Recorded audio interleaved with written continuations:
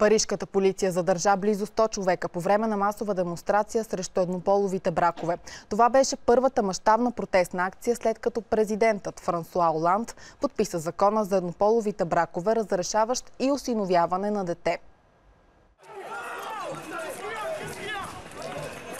Според данните на полицията, в неделния протест са взели участие около 200 000 души. Още преди началото му беше ясно, че на улицата ще има и стотици потенциални нарушители на обществения ред.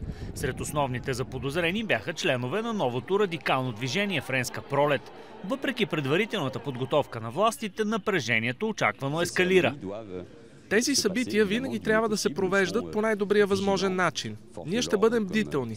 Полицията, както винаги, е на пост в тези ситуации, но този път бдителността ни е повишена. Нарушенията на обществения ред няма да бъдат толерирани. Всичко започна след като агресивно настроени младежи се събрали в центъра на Париж и започнали да скандират екстремистки лозунги.